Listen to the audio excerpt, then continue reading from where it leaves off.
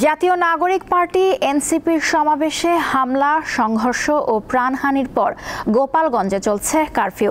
বুধবার রাত ৮টা থেকে জারি করা কারফিউ আজ সন্ধ্যা ৬টা পর্যন্ত বলবৎ থাকবে।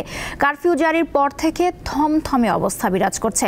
রাস্তায় জনসাধারণের চলাচল নেই বললেই চলে। আইনশৃঙ্খলা বাহিনীর টহল দিচ্ছে শহরের বিভিন্ন সড়কে। আতঙ্ক, উদ্বেগ ও উৎকণ্ঠার মধ্যে রয়েছে সাধারণ মানুষ। গ্রেপ্তার আতঙ্কের শহরতলির বিভিন্ন এলাকা থেকে পুরুষদের বাড়ি ছাড়ারও খবর পাওয়া গেছে।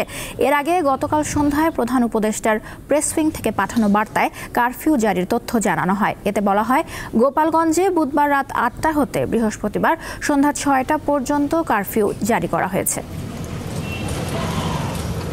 গোপালগঞ্জে চলছে কারফিউ। এই মুহূর্তে সেখানে আছেন আমাদের সহকর্মী মেহেদি হাসান, সরাসরি যুক্ত হচ্ছেন তিনি। মেহেদি, গোপালগঞ্জের এখনকার পরিস্থিতি কেমন দেখছেন এবং আইন শৃঙ্খলা রক্ষাকারী বাহিনীর তৎপরতা সম্পর্কে আমাদের জানান। নওশীন, গতকাল রাত ৮টা থেকে কারফিউ জারি করেছে এবং আজ সন্ধ্যা ৬টা পর্যন্ত তা বলবৎ থাকবে, যেমনটি বলছিলেন। এবং আজকে সকাল থেকে আমরা আসলে এখানে তুলনামূলক জনসংখ্যা কম ছিল, মানুষজনের চলাচল কম ছিল, কিন্তু যতই বেলা গড়াচ্ছে ততই কিন্তু আমরা মানুষের চলাচল বা তারা বিভিন্ন প্রয়োজনে কিন্তু বের হচ্ছেন। আমরা রাস্তাঘাটে আসলে মানুষের যথেষ্ট উপস্থিতি লক্ষ্য করতে পারছে।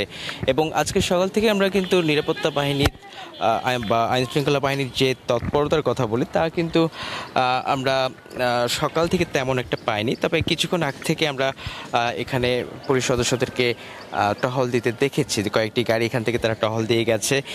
যদিও গোপালগঞ্জের এই একটি মাত্র সড়ক যেখানে আসলে গতকালকে এত বড় একটি সহিংসতা ঘটে গেছে, এবং যেমনটি আপনি নিউজেও বলছিলেন যে জাতীয় নাগরিক পার্টি কিন্তু এখানে গতকালকে সমাবেশের জন্য এসেছিলেন এবং তাদের যে জুলাই পদযাত্রা ১ মাসব্যাপী তারা কর্মসূচি ঘোষণা করেছিল, তারই অংশ হিসেবেই আসলে এই গোপালগঞ্জে তাদের পথসভায় উপস্থিত হওয়ার কথা ছিল। কিন্তু যদিও আমরা সার্জিস আলমের পোস্টে দেখেছিলাম যে সে লং মার্চ টু গোপালগঞ্জ কর্মসূচি ঘোষণা দিয়েছিল, এবং পরবর্তীতে কিন্তু এই বিষয়কে কেন্দ্র করেই এখানে যারা আওয়ামী লীগের যারা রয়েছে, সমর্থক যারা রয়েছে, তারা কিন্তু এখানে উপস্থিত হয় এবং নাগরিক পার্টির যে পথসভা বা সমাবেশ ছিল তা কিন্তু এখানে তারা হতে না দেওয়ার জন্য এই জাতীয় নাগরিক পার্টির যে স্টেজটি করা হয়েছিল সেটিতে কিন্তু প্রথমে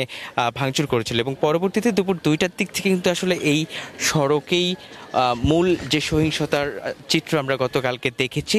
দিনভর দুপুর থেকে শুরু করে কিন্তু রাত সন্ধ্যা পর্যন্ত আসলে এই পরিস্থিতি, এই থমথমে পরিস্থিতি এই জায়গাটিতে বিরাজ করছিল। এবং নওশীন, দেখতেই পাচ্ছেন যে এই পুরো সড়ক জুড়ে কিন্তু এখনও যে ব্যারিকেড বা বাঁশ বা আশেপাশে যা ছিল, যেগুলো নিয়ে আসলে গতকালকে পুলিশের উপর তারাও চড়া হয়েছিল, এই জিনিসগুলো কিন্তু এখনও এখানে অগোছালোভাবে পড়ে রয়েছে। এবং রাস্তার এই অবস্থা দেখে আসলে গতকালকের যে ভয়াবহতা তার একটি চিত্র কিন্তু আমরা অনুমান করতে পারছি।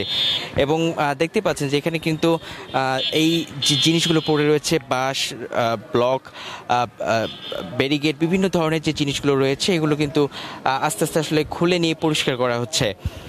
এবং নওশীন, আজকে গতকালকে রাত পর্যন্ত কিন্তু আমরা দেখেছি যে আসলে সেনাবাহিনীর যে তৎপরতা তা কিন্তু পুরো এই গোপালগঞ্জ যে সদর উপজেলা এখানে কিন্তু আমরা দেখেছি। এবং আজকে সকাল থেকে মানুষের উপস্থিতিও কম ছিল, পুলিশ সদস্যের উপস্থিতি পর্যায়ক্রমে আমরা বেড়েছি, এবং যতই আসলে সময় গড়াচ্ছে ততই কিন্তু গোপালগঞ্জের যে থমথমে পরিস্থিতি ছিল গতকালকের তা কিন্তু আসলে কাটিয়ে উঠছে। এবং আজ সন্ধ্যা ৬টা পর্যন্ত আসলে এই কারফিউ বলবৎ থাকবে, এবং পরবর্তীতে আসলে কি সিদ্ধান্ত হচ্ছে তার উপরেই নির্ভর করবে যে গোপালগঞ্জে কারফিউ আসলে আরও এগিয়ে নিয়ে যাওয়া হবে নাকি স্বাভাবিক জীবনযাপন আসলে ফিরে যাবে। তো নওশীন, এই ছিল গোপালগঞ্জ থেকে আমার কাছে সবশেষ তথ্য।